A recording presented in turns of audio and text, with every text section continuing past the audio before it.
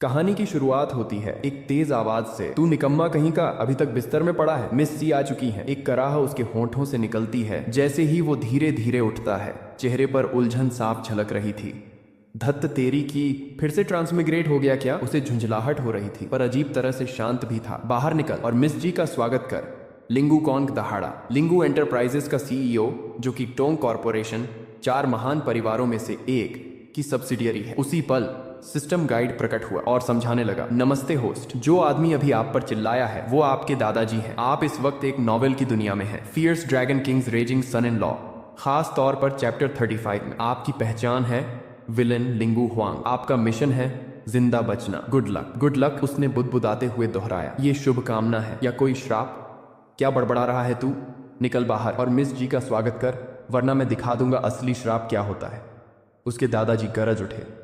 लिंगू Huang उठ खड़ा हुआ, चेहरा बिल्कुल सपाट। जी दादाजी, वो धीरे से बोला और दरवाजे की ओर सरकने लगा। गुड मॉर्निंग यंग मास्टर लिंगू। एक नौकर ने अजीब सी मुस्कान के साथ उसका स्वागत किया। मॉर्निंग, उसने जवाब दिया, लेकिन उसका दिमाग कहीं और था। कितना वक्त हो गया इस ट्रांसमिग्रेशन वाली जिंदगी में जीते हुए, उसे अब ठीक से याद भी नहीं था। शुरुआत तो जैसे एक अचानक आई आफत की तरह हुई थी। उसे लगा था वो मर चुका है। फिर एक आवाज गूंजती है, खुद को सिस्टम कहने वाली। विलन रिडेम्पशन प्लान एक्टिवेट किया जा रहा है। बस वहीं से शुरू हो गया था ये सिलसिला, एक के बाद एक नॉवेल्स में उसका सफर। हर बार मिशन एक जैसा, विलेन बनो, जल्दी मरो, फिर इनाम कमाओ और उसे असली दुनिया में वापस ले जाओ। कभी कभी वो जीतता था, लेकिन हारें ज्यादा थीं और अक्सर तो इतनी अजीब की सोचकर भी हंसी आती है। तुम हमें हरा नहीं सकते। फिर अचानक वो चिल्लाता, गोलियों को नंगे हाथों से पकड़ लेता और फिर स्प्लैट, गलत चाल चलती। या वो वक्त जब उसका सामना हुआ था पीयरलेस सोर्ड इमॉर्टल से। एक भी शब्द नहीं बोला गया, सिर्फ एक तलवार सीधी दिल के पार। इस नॉवेल के साथ होस्ट की सिंक्रोनाइजेशन सफल रही है। सिस्टम ने फिर कहा, आगे बढ़ते रहो। इस बार की स्टोरी लाइन है वाइफ स्टीलिंग आर्क, मतलब जोंग बाकुएन। उसने धीरे से बुदबुदाया, fierce dragon kings raging sun in law का मेन लीड, और जी चुरान, जी परिवार की सबसे बड़ी बेटी। 4 महान परिवारों में से एक औरत और मेन लीड। इतना डेशिंग कि देखते ही जान निकल जाए। अबे कोई तो मार दे यार, उसने थके हुए अंदाज में कहा।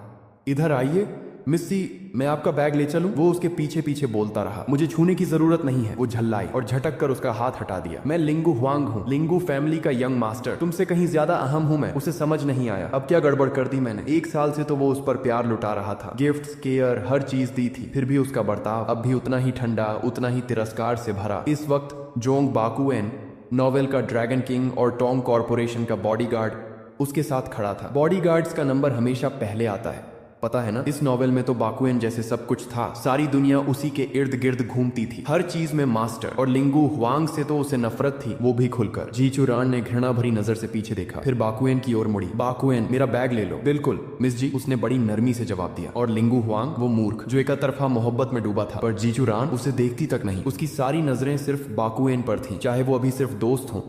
फर्क क्या पड़ता है, आखिर में तो जीत मेल लीड की ही होती है। एक और हरम नॉवेल जहां मेल लीड को सारी लड़कियां मिलती हैं। ये तो हारी हुई लड़ाई है। चलो मिलते हैं अगली किताब में। लिंगू हुआंग दर्द से चीख पड़ा। चाहे झटका कितना भी बड़ा हो, दर्द तो जाएगा ही, बस झेल लो। फिर वो मुड़ा और सीधा जी चुरान से कहा, मिस्सी, मुझे आपसे कुछ जरूरी बात कहनी है। ये सुनते ही जी चुरान ठिठक गई। उसने धीरे से अपना सिर मोड़ा। मुझे कुछ सुनना नहीं है। फिर बोली, लेकिन मुझे भी तुमसे एक बात कहनी है। क्या? वो थोड़ा चौंका, शायद फिर से रिजेक्ट करने वाली है। जी ने बोलना शुरू किया, लिंगू हुआंग, छोड़ दो ये सब। मैं तुमसे कभी शादी नहीं करूंगी, चाहे तुम्हारा परिवार मेरे पापा पर कितना भी दबाव डाले। मैं तब भी। हाँ, मुझे पता है, उसने बीच में रोकते हुए कहा। मैं भी यही सोच रहा था। ये सुनकर वो ठिठक गई, उसकी आंखों में हैरानी थी। तभी दूर से एक आवाज आई, सगाई छोड़ दो, मैं भी यही सोच रहा हूँ। जीचू राण की आंखें और ज्यादा खुल गईं। क्या? जोंग बाकुएन मुड़ा और लिंगू हुआंग को घूरने लगा। अब कौन सा नाटक कर रहा है तू? जीचू राण भड़क उठी। हाँ, अब बताओ क्या चल रहा है तुम्हारे दिमाग में? तुम जो भी कहो, मैं तुम्हारी बातों पर यकीन नहीं करूंगी। कहीं मुझे बेवकूफ बनाने की कोशिश तो नहीं कर रहे? लिंगू हुआंग ने एक हाथ उठाया, शांत भाव से कहा, ड्रामा की जरूरत नहीं है। बिल्कुल नहीं। जी चुरान हंसी और हाथ बांध कर बोली, लिंगू हुआंग, मैं तुम्हारी एक्टिंग को अच्छे से समझती हूँ, तुम मुझे बेवकूफ नहीं बना सकते। वो उसकी ओर चल दी। मूर्ख औरत, लिंगू हुआंग ने मन ही मन सोचा। और मैं समझा था कि मैं बाकुएन के हरम का हिस्सा बनूंगा। असल में तो मैं ही खेला जा रहा हूँ। दुख इस बात का है कि अब जाकर सच्चाई समझ में आई है। मूर्ख औरत, दूर हो जा। जी चुरान अचानक रुक गई, हैरान होकर बोली, ये किसने कहा? उसने इधर उधर देखा, आवाज का सोर्स तलाशने लगी। यहाँ तो मैं ही अकेली औरत हूँ, मतलब ये आवाज मुझे ही मूर्ख कह रही थी। लिंगू हुआंग ने चुपचाप दरवाजे की ओर इशारा किया, ज्यादा सोचो मत मिस्सी, चलिए बड़ों से बात करते हैं। मैं वादा करता हूँ सगाई नहीं होगी, तुम्हें अब चिंता करने की जरूरत नहीं है। जीचूरान का माथा सिकुड़ गया। जोंग बाकुएन ने आंखें तरेरी। तीनों चुपचाप घर की ओर बढ़ने लगे, बिल्कुल अनजान उस सिस्टम से जो उनके पीछे प्रकट हो चुका था। होस्ट का डेटा लिंक गड़बड़ा रहा है, उसके अंदर के ख्याल लीक हो रहे हैं। अब क्या करूं? रिपोर्ट की तो डिलीट कर दिया जाऊंगा, फिलहाल के लिए मैंने पैच कर दिया है। ये तभी होता है जब वो किसी का मजाक उड़ाता है या अपमान करता है। अब सब कुछ उसी पर है। लिंगू हुआंग ने ठुड्डी सहलाते हुए सोचा, नॉवेल के हिसाब से मैं जोंग बाकुएन को नाराज करता हूँ, उसकी औरतों के पीछे जाकर, और फिर खुद बर्बाद हो जाता हूँ। अगर मैं सगाई तोड़ दूं तो उसे मुझे टारगेट करने की कोई वजह ही नहीं मिलेगी। सिस्टम ने अपने होस्ट की स्मग एक्सप्रेशन देखी और चिंता बढ़ती चली गई। 5 चैप्टर्स तक सरवाइव करना तो बच्चों का खेल होगा, लिंगू हुआंग ने घोषणा की। किसने कहा ये? वो अचानक खुद सोचने लगा, मुझे इसका पता लगाना होगा। जीचूरान अब भी उस रहस्यमयी आवाज में उलझी हुई थी। उसने जोंग बाकुएन से कहा, बाहर वेट करो, कहीं बैठकर थोड़ा आराम करो। जोंग बाकुएन उसके अचानक बदले हुए रवैये से हैरान था, लेकिन उसने चुपचाप सिर हिलाया। लिंगू हुआंग मन ही मन चौंका। जो लड़की उससे चिपकी रहती है वो अब खुद उसे दूर भेज रही है। कम से कम जोंग बाकुएन गुस्से में तो नहीं लग रहा। पापा, मैं मिस्सी को लेकर आया हूँ, लिंगू हुआंग ने कमरे में दाखिल होते हुए कहा। अरे आओ आओ, बैठो बैठो, भीतर से आवाज आई। अब भी मिस्सी कह रहा है, उसका नाम लो। चूरान, लिंगू कांग की गूंजती हुई आवाज ने सबको चुप कर दिया। मिस चूरान, थोड़ी चाय लाओ। जी दादाजी, लिंगू हुआंग ने जवाब दिया, पर मन ही मन सोच रहा था, मुझसे अब ये सीचूरान बिल्कुल भी नहीं सही जाती। उसे जोंग बाकुएन के हरम में भेज दो, बस सगाई कैंसिल हो जाए ताकि मैं इस बेहूदी नॉवेल से निकल सकूं। चूरान ने उसे घूरा। अब उसे समझ में आ गया था, वो रहस्यमयी आवाज असल में उसी की सोच थी। ये मेरी बेइज्जती करता है अपने दिमाग में, और अब तो मुझे बाकुएन के हरम का हिस्सा भी कह रहा है। उसे याद आया जोंग बाकुएन का कहना, घबराओ मत मिस्सी, अगर 10 और मर्द भी भेजे जाएं तो भी मैं तुम्हें कुछ नहीं होने दूंगा। वो सोच में पड़ गई। वो मेरा बॉडीगार्ड है और मैं उस पर भरोसा करती हूँ, पर हरम कोई अफवाहें फैला रहा है। लिंगहू कांग मुस्कुराते हुए देख रहा था। जैसे ही लिंगू हुआंग ने चूरान को चाय ऑफर की, इतने फॉर्मल क्यों हो रहे हो? अब तो टाइम आ गया है कि तुम दोनों की सगाई हो जाए, है ना? जीचूरान के पापा ने भी सिर हिलाकर सहमति जताई। पलटकर जीचूरान ने कुर्सी की हत्थी पर जोर से हाथ मारा और उठ खड़ी हुई। मैं सहमत नहीं हूँ। मुझे लिंगू हुआंग के लिए कोई फीलिंग्स नहीं है। शादी जिंदगी भर का रिश्ता है। मैं उस इंसान से शादी करना चाहती हूँ जिसे मैं प्यार करती हूँ। लिंगू हुआंग ने अपने दादाजी की तरफ अंगूठा दिखाया। देखा, जबरदस्ती की शादी कभी नहीं चलती। चूरान उसे घूरती रह गई। ये सीरियस है क्या? उसके पापा आगे आए और लिंगू हुआंग का हाथ पकड़ लिया। बेटा, मुझे तेरी फीलिंग्स का पता है। तू तो हमेशा चूरान की हर जिद पूरी करता है, तो अब क्यों नहीं? न नहीं अंकल जी, मिस्सी जिद्दी नहीं है, बल्कि मैं उसकी विल पावर की इज्जत करता हूँ। उसने कहा कि वो मुझसे शादी नहीं करेगी, तो मैं उसे मजबूर नहीं करूंगा। बिल्कुल भी नहीं। जी चूरान अब उलझन में थी। अभी कल ही तो इसने मुझे 5000 शब्दों का लव लेटर भेजा था, और अब ये क्या अचानक बदलाव आ गया? जी चूरान के पिता की आंखें भर आईं। बेटा, तू कितना निस्वार्थ है, बिना किसी उम्मीद के उसके साथ रहने को तैयार है, लेकिन हर बात में उसकी हाँ में हाँ मिलाना भी एक लिमिट तक ही ठीक है। लिंगू हुआंग ने जवाब दिया। अंकल, आप तो एक सच्चे बिजनेसमैन हैं। डील करने की कला आपसे बेहतर कौन समझेगा? फिर जी चूरान के पापा उसकी तरफ मुड़े और डांटते हुए बोले, चूरान, खुद बताओ, क्या तुम कुछ ज्यादा नहीं कर रही? ये शादी तो होकर ही रहेगी। ये सुनते ही लिंगू हुआंग अचानक जमीन पर घुटनों के बल बैठ गया और उनके पैर पकड़ लिए। प्लीज शादी मत करवाइए, मैं हाथ जोड़ता हूँ। फिर वो चूरान की तरफ मुड़ा। सोच रहा था, अब चुप क्यों हो? चलो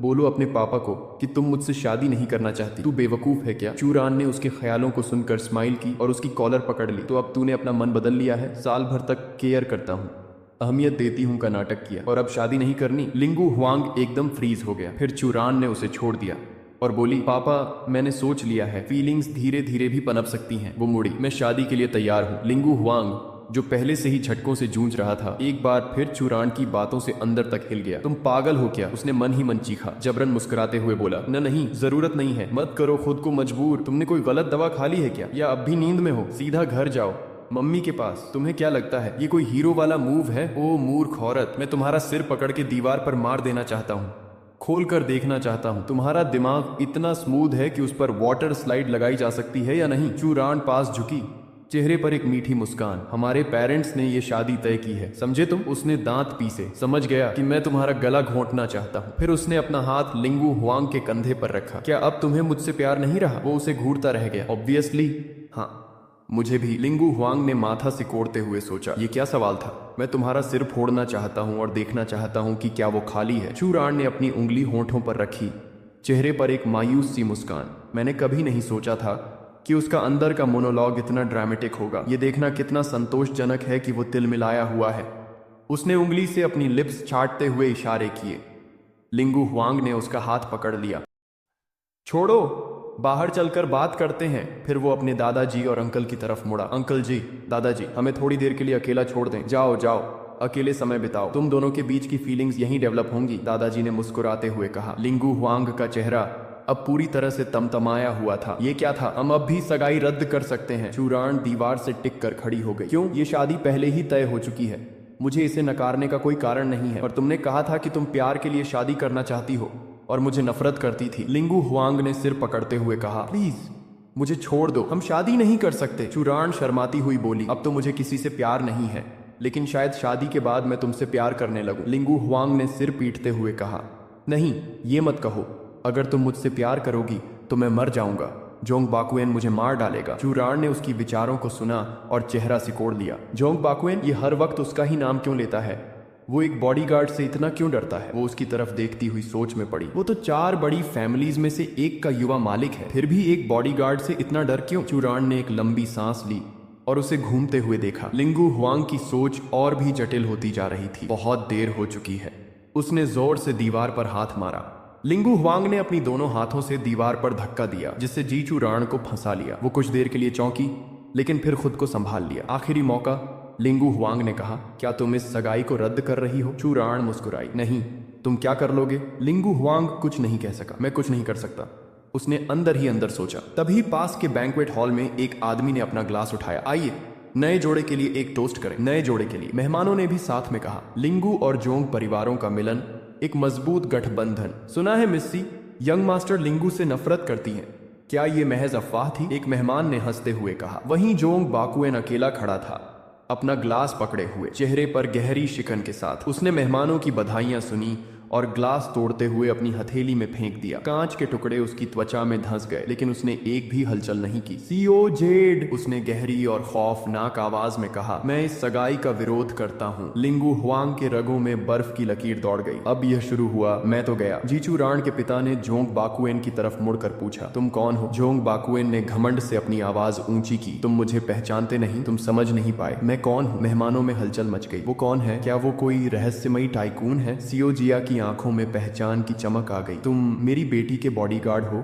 जोंग बाकुएन का चेहरा अचानक गंभीर हो गया। तुमसे क्या लेना देना है? मेहमानों ने हंसी में ठाके लगाए। एक बॉडीगार्ड जो यंग मिस्सी की सगाई पर आपत्ति कर रहा है, क्या मजा है? लिंगू हुआंग ने अंदर ही अंदर कराहते हुए सोचा, क्या इन लोगों को मेरी तरफ ध्यान आकर्षित करना बंद नहीं कर सकते? सीओ जेड ने तुच्छता से हाथ लहराया, तुम्हें नौकरी से निकाल दिया है, ये तुम्हारा आखिरी मौका है मेरे घर में आने का। तुम्हें तुरंत निकल जाना चाहिए। अगली बार तो तुम अपनी जूते पॉलिश करने की नौकरी भी बड़ी मुश्किल से पाओगे। जोंग बाकुएन ने मुस्कुराते हुए कहा, मैंने तुम्हें सिर्फ तुम्हारी बेटी के लिए सहन किया। क्या तुम सच में सोचते थे कि तुम उसकी शादी खुद ही तय कर सकते हो? जीचू राण आगे बढ़ी, मेरी शादी मेरे पापा कर सकते हैं। तुम कौन होते हो आपत्ति करने वाले? उसे ये एहसास नहीं था कि वो कितनी घमंडी और भ्रमित हो चुकी थी। कितना गंदा है ये। सीओ जेड ने गर्जना की, मेरे पास वक्त नहीं है ऐसे निकाले हुए बॉडीगार्ड के लिए, उसे यहां से निकालो। जोंग बाकुएन ने पास आते हुए गार्ड्स को देखा और हंसते हुए अपनी उंगलियां चटकाई। तुमने 2 ही भेजे हैं, सुन लो, 2 से काम नहीं चलेगा, मैं 10 को भी आसानी से निपटा सकता हूँ। सीओ जेड ने अपनी सुरक्षा टीम की तरफ इशारा किया, उसे निकालो। जेड परिवार के गार्ड्स ने एक साथ हमला किया, लेकिन जोंग बाकुएन ने एक एक करके उनके हमलों को नकार दिया और उन्हें चित्त कर दिया। गार्ड्स घबराए हुए थे। एक ने शोर मचाया, दूसरे आगे बढ़ो। बाकी गार्ड्स भी दौड़ते हुए उस पर हमला करने के लिए बढ़े, लेकिन उनके सामूहिक प्रयास भी बेकार साबित हुए। जोंग बाकुएन ने सबको आसानी से निपटा दिया। कोई और? जोंग बाकुएन ने आंखों में आग ली हुए चुनौती दी। लिंगू हुआंग, जो साइड में खड़ा था, कांपते हुए उसे देख रहा था। वो गुस्से में है। मैं तो गया। उसने मुस्कुराने की कोशिश की और आगे बढ़ते हुए कहा, भाई बाकुएन, आपकी मार्शल आर्ट्स स्किल्स सच में बहुत शानदार है। जोंग बाकुएन ने उसे घूरा। लिंगू हुआंग ने अपनी आवाज में नकली शांति डालते हुए कहा, सब कुछ एक गलत फहमी है, गुस्से में मत आइए, चिंता मत कीजिए, चूरान मुझसे शादी नहीं करेगी, जैसा आपने चाहा था। क्या आप संतुष्ट हैं? जोंग बाकुएन ने तुच्छता से हंसी उड़ाई।